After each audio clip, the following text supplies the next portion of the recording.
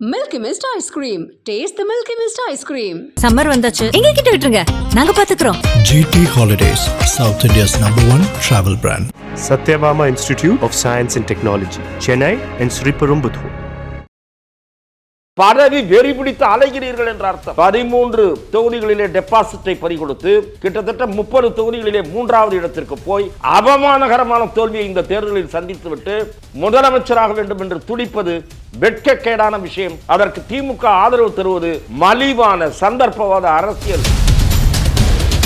உதயநிதியின் ego, உதயநிதியால் Vijay முதலமைச்சர் என்பதையே ஜீரணித்துக் கொள்ள முடியவில்லை.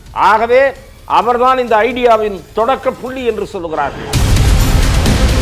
ஆளுநர் விஜய்க்கான வாய்ப்பை மறுத்தது என்பது தமிழ்நாட்டு வாக்காளர்களுக்கு இழைக்கப்பட்டிருக்கக்கூடிய அநீதி என்று நான் பார்க்கிறேன். இது விஜய் கட்சிக்கு மட்டும் இழைக்கப்பட்ட அநீதி அல்ல.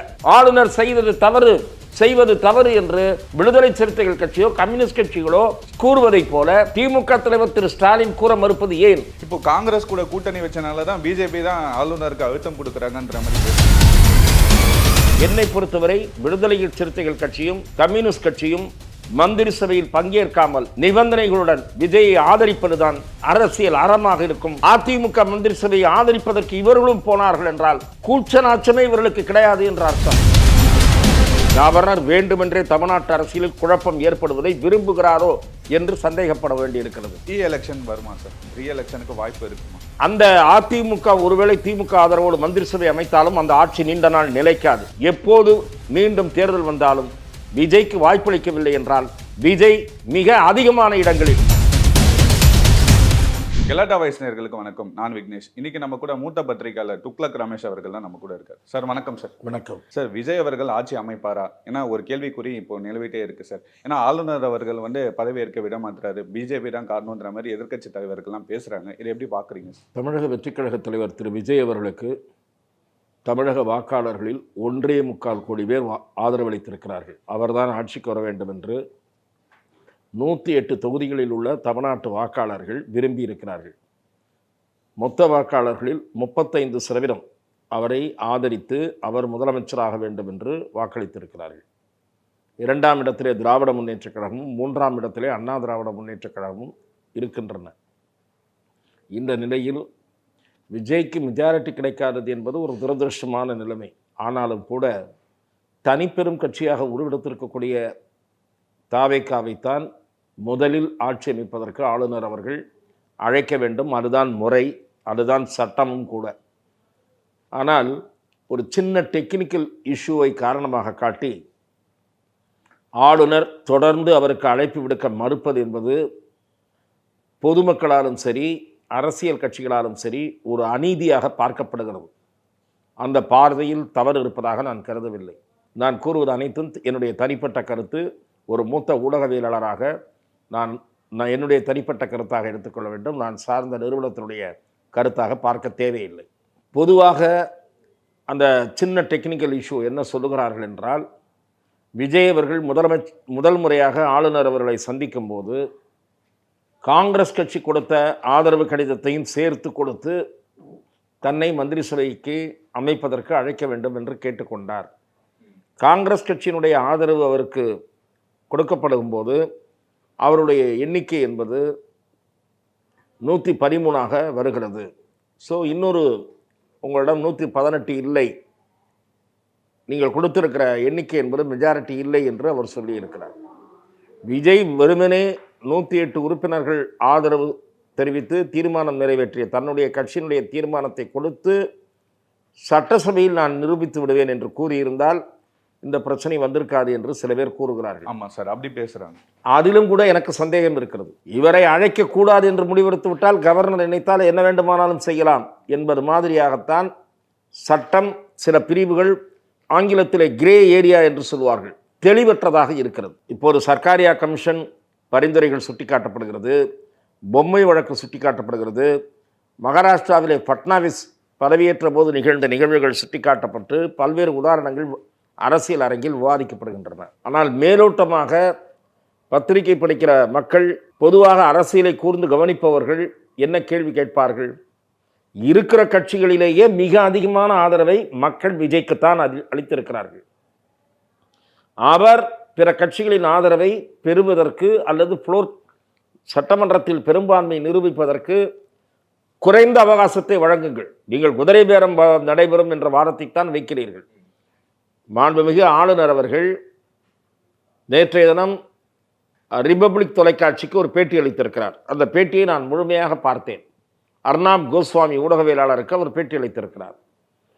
அதாவது அவர் திருப்தி வருவது அவசியம், குதிரை பேரம் நடைபெறக்கூடாது என்ற பார்வையோடு அவர் விஜய்க்கு அவகாசம் அளித்திருப்பதாகவும் இப்போது அழைப்பு விடுக்கவில்லை என்றும் காரணம் கூறுகிறார்.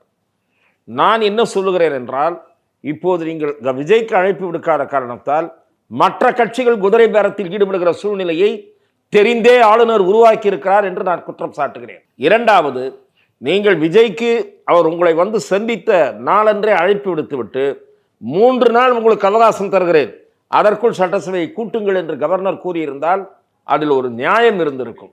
ஏனென்றால் அது ஒரு குறுகிய கால அவகாசம். குறைந்தபட்சம் 1 வார காலம் அளிக்க வேண்டும் என்ற எதிர்பார்ப்பு இருந்தாலும் கூட குதிரை பேரம் எம்எல்ஏக்களை விலைக்கு வாங்குகிற சூழல் இருக்கக்கூடாது என்று ஆளுநர் கருதுவது உண்மையாக இருக்கும் பட்சத்தில் நீங்கள் குறைந்த கால அவகாசம் அளித்து அவரை கூட்டி இருக்கலாம். 48 மணி நேரத்தில் நீங்கள் பெரும்பான்மை நிரூபிக்குங்கள் என்று கூட கேட்டிருக்கலாம். ஆகவே இதையெல்லாம் வாய்ப்பை அளிக்காமல் ஆளுநர் விஜய்க்கான வாய்ப்பை மறுத்தது என்பது தமிழ்நாட்டு வாக்காளர்களுக்கு இழைக்கப்பட்டிருக்கக்கூடிய அநீதி என்று நான் பார்க்கிறேன். இது விஜய் கட்சிக்கு மட்டும் இழைக்கப்பட்ட அநீதி அல்ல. இதற்கு ஆளுநருடைய செயலுக்கு சில கட்சிகள் மட்டும்தான் கண்டனம் தெரிவித்திருக்கின்றன. திராவிட முன்னேற்ற கழகம் எதற்கெடுத்தாலும் வாய்கிழிய பேசுகிற கட்சி, ஆளுநருடைய அதிகாரம் குறிகள் குறித்து அவ்வப்போது கேள்வி எழுப்புகிற கட்சி, மாநில சுயாட்சி பற்றி பேசுகிற கட்சி, ஆளுநர் பதவியே தேவையில்லை என்று கூறுகிற கட்சி இப்போது ஏன் மௌனம் காக்கிறது? விஜயை அழைக்க வேண்டும் என்று குரல் கொடுக்காதது ஏன்? ஆளுநர் செய்வது தவறு என்று விடுதலை சிறுத்தைகள் கட்சியோ கம்யூனிஸ்ட் கட்சிகளோ கூறுவதைப் போல திமுக தலைவர் திரு ஸ்டாலின் கூற மறுப்பது ஏன் என்பதுதான் என்னுடைய கேள்வி. இப்போ காங்கிரஸ் கூட கூட்டணி வச்சனாலதான் பிஜேபி தான் ஆளுநருக்கு அழுத்தம் கொடுக்கறாங்கன்ற மாதிரி பேசுறாங்க. பாரதிய ஜனதா கட்சிக்கு துரதிருஷ்டவசமாக இந்த விமர்சனத்தை சந்திக்க வேண்டிய நிலைமை நேரிட்டு இருக்கிறது. பாரதிய ஜனதா கட்சி, அந்த கட்சியினுடைய சார்பில் யாராவது முக்கியமானவர்கள் தங்களுடைய நிலையை முதலிலேயே தெளிவுபடுத்த வேண்டும். காலம் தாழ்ந்து இப்போது போகிற போக்கில் ஏர்போர்ட்டில் முருகன் கூறுகிற கருத்தெல்லாம் செல்லுபடி ஆகாது. ஆகவே பாரதிய ஜனதா சார்பில் ஆளுநரை விளக்கம் கொடுக்க வேண்டிய நிலைமை வருகிறது. பாரதிய ஜனதா கட்சி மீது இந்த கரை விழுவதற்கு நான் என்ன சொல்லுகிறேன் என்றால், அந்த கட்சி இந்த பிரச்சனையில் தன்னுடைய நிலைப்பாட்டை தெரிவிக்க தவறியதும் ஒரு காரணம் என்பதுதான் என்னுடைய பார்வை. எடப்பாடி தலைமையில் ஆட்சி அமையும், எடப்பாடி முதல்வர் ஆவார், திமுக கூட்டணியில் வச்சு நாங்கள் ஆட்சி அமைப்போன்ற மாதிரி விஷயங்கள்லாம் சோஷியல் மீடியாவில் பேசுகிறாங்க சார். இது உண்மைதானா சார்? சோஷியல் மீடியாவில் பேசுவதல்ல. திரு தம்பிதுரை எடப்பாடி முதலமைச்சர் ஆவார் என்று இன்று தெரிவித்திருக்கிறார். நேற்றைய தினம் திரு செம்மலை அவர்கள் எடப்பாடி பழனிசாமி அவர்கள் கிங் மேக்கர் அல்ல, அவரே கிங் ஆவார் என்று சொல்லியிருக்கிறார். அதிமுகவினுடைய இந்த போக்கு, அதே போல திமுக இதில் மௌனம் காப்பது, இவையெல்லாம் வெட்கக்கேடான அரசியல் என்று நான் பார்க்கிறேன். மக்கள் உங்களுக்கு வாக்களிக்கவில்லை, அதை நன்றாக புரிந்து கொள்ளுங்கள். திரு எடப்பாடி பழனிசாமி முதலமைச்சர் ஆவதற்கோ அதற்கு திமுக முட்டுக் கொடுப்பதற்கோ மக்கள் வாக்களிக்கவில்லை. ஆகவே ஜனநாயகத்தின் மீது நிகழ்த்தப்படுகிற தாக்குதல், மோசடி இது நடைபெறுமானால், அதிமுக ஆட்சி அமைக்க திமுக வெளியில் இருந்து ஆதரவு தருமானால், அதைவிட ஒரு கேவலமான அரசியல் எதுவுமே இருக்க முடியாது. தமிழ்நாட்டு மக்களை இவர்கள் முட்டாள்கள் என்று நினைக்கிறார்களா? நீங்கள் நேற்று வரை களத்தில் என்ன பேசினீர்கள்? திரு ஸ்டாலின் அவர்கள் என்ன பேசினார்? எடப்பாடி பழனிசாமியை பார்த்து பாஜகவின் அடிமை என்று சொன்னார். அதே போல திரு மு.க. ஸ்டாலினுடைய ஆட்சி கரப்ஷன் கலெக்ஷன் கமிஷன் ஆட்சி என்று திரு எடப்பாடி பழனிசாமி விமர்சித்தார். ஒரே நாளில் அதையெல்லாம் துடைத்து போட்டுவிட்டு வெட்கம் இல்லாமல் கைகோர்ப்பீர்களா என்று நான் கேட்கிறேன். எந்த தார்மீக அடிப்படையில் திமுக எடப்பாடிக்கு ஆதரவு தருவது பற்றி பரிசீலித்துக் கொண்டிருக்கிறது? இப்படி ஒரு யோசனை வந்ததற்கே நீங்கள் வெட்கப்பட வேண்டும், கூச்சப்பட வேண்டும். அதே போல அந்த ஆதரவை ஏற்றுக்கொள்வதற்கு திரு எடப்பாடி பழனிசாமி முன் வருகிறார் என்றால், நீங்கள் எம்ஜிஆர் அவர்களுக்கும் ஜெயலலிதாவுக்கும் செய்கிற மாபெரும் துரோகம் மட்டுமல்ல, பதவி வெறி பிடித்து அலைகிறீர்கள் என்ற அர்த்தம். இந்த பிரச்சனைக்கு காரணம் நான் கேள்விப்படுவது திரு உதயநிதியின் ஈகோ. உதயநிதியால் விஜய் முதலமைச்சர் என்பதையே ஜீரணித்துக் கொள்ள முடியவில்லை. ஆகவே அவர்தான் இந்த ஐடியாவின் தொடக்க புள்ளி என்று சொல்லுகிறார்கள். அவர் இப்படி விரும்புவதற்கு எடப்பாடி பழனிசாமியும் காரணமாக இருந்திருக்கிறார். எடப்பாடி பழனிசாமிக்கு என்ன பயம் என்றால், விஜய் ஏதாவது ஒரு மெஜாரிட்டி வாங்கி ஆட்சியை ஒரு 6 மாதம் ஓட்டி விட்டால் அதிமுகவில் இருந்து பல பேர் தாவேகா பக்கம் ஜம்ப் பண்ணி விடுவார்கள், தன்னுடைய நிலைமை ஆட்டம் கண்டுவிடும், தன்னுடைய நாற்காலி ஆட்டம் கண்டுவிடும் என்று எடப்பாடி பழனிசாமி பயப்படுகிறார். எடப்பாடி பழனிசாமி 13 தொகுதிகளிலே டெபாசிட்டை பறிகொடுத்து கிட்டத்தட்ட 30 தொகுதிகளிலே 3வது இடத்திற்கு போய் அவமானகரமான தோல்வியை இந்த தேர்தலில் சந்தித்துவிட்டு முதலமைச்சராக வேண்டும் என்று துடிப்பது வெட்கக்கேடான விஷயம். அதற்கு திமுக ஆதரவு தருவது மலிவான சந்தர்ப்பவாத அரசியல் என்று நான் பார்க்கிறேன். அப்படி நடந்தால் அது விஜய்க்கு இழைக்கப்படுகிற அநீதி அல்ல, தமிழ்நாட்டு வாக்காளர்கள் மீது நடத்தப்படுகிற மோசடி என்று நான் பார்ப்பேன். இதை கம்யூனிஸ்ட் கட்சிகளும் விடுதலை சிறுத்தையும் ஆதரித்தால் அவர்களும் இந்த களவாணித்தனத்தில் பங்கேற்கிறார்கள் என்று அர்த்தமாகிவிடும். இன்னைக்கு கம்யூனிஸ்ட் கட்சிகளும் விசிகாவும் ஆலோசனை கூட்டம் நடத்தி தாவேக்காக ஆதரவு கொடுப்பாங்களா இல்லையான்றது போயிட்டு இருக்கு சார். ஆதரவு கொடுப்பாங்கன்னு நினைக்கிறீங்களா சார்? என்னை பொறுத்தவரை விடுதலை சிறுத்தைகள் கட்சியைச் சேர்ந்த ஒரு முக்கிய பிரமுகருடன் பேசினேன். என்னை பொறுத்தவரை விடுதலை சிறுத்தைகள் கட்சியும் கம்யூனிஸ்ட் கட்சியும் மந்திரி சபையில் பங்கேற்காமல் நிபந்தனைகளுடன் விஜயை ஆதரிப்பதுதான் அரசியல் அறமாக இருக்கும், அரசியல் நாகரிகமாக இருக்கும். அவர்கள் பேசி வருகிற நேர்மையான அரசியலுக்கு எடுத்துக்காட்டான செயலாக இருக்கும். மாறாக நாங்கள் இந்த பக்கமும் இல்லை அந்த பக்கமும் இல்லை என்று சொன்னாலும் சந்தர்ப்பவாதம். அதற்கு பதிலாக சந்தர்ப்பவாதத்தின் உச்சமாக அதிமுக மந்திரி சபையை ஆதரிப்பதற்கு இவர்களும் போனார்கள் என்றால் கூச்ச நாச்சமே இவர்களுக்கு கிடையாது என்ற அர்த்தம். என்னை பொறுத்தவரை அவர்கள் மரியாதை, கௌரவம் இவற்றையெல்லாம் காப்பாற்றிக் கொள்வதற்கு மக்கள் அளித்த தீர்ப்பை மதித்து விஜய் கட்சிக்கு பிரச்சனைகளின் அடிப்படையில் ஆதரவு அளிக்கிறோம். இப்போது நாங்கள் அளிக்கிற ஆதரவு, இப்போது நாங்கள் ஓட்டெடுப்பில் விஜய்க்கு ஆதரவு அளிக்கிறோம், ஆனால் அது நிரந்தரமான ஆதரவு அல்ல, அவர் செயல்படுகிற தன்மையை பொறுத்துதான் எங்கள் ஆதரவு நீடிக்கும் என்று விடுதலை சிறுத்தைகளும் 2 கம்யூனிஸ்ட் கட்சிகளும் சொல்லி விஜய் அரசாங்கம் அமைப்பதற்கு ஆதரவளித்தால் நிச்சயமாக அது அவர்கள் மேற்கொள்கிற நியாயமான நடவடிக்கையாக இருக்கும்.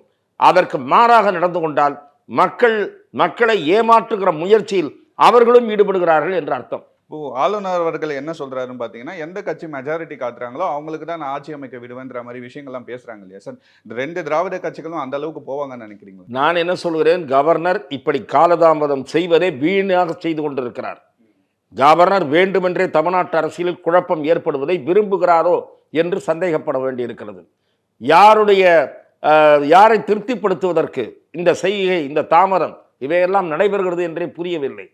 நீங்கள் விஜயை அழைத்து 2 நாளில் நிரூபிக்க வேண்டும் என்று தேர்தல் முடிவு அடுத்த நாள் நீங்கள் சொல்லி இருந்தால் இவ்வளவு நாள் இந்த விவாதங்கள் எல்லாம் தேவைப்படவே பட்டிருக்காது.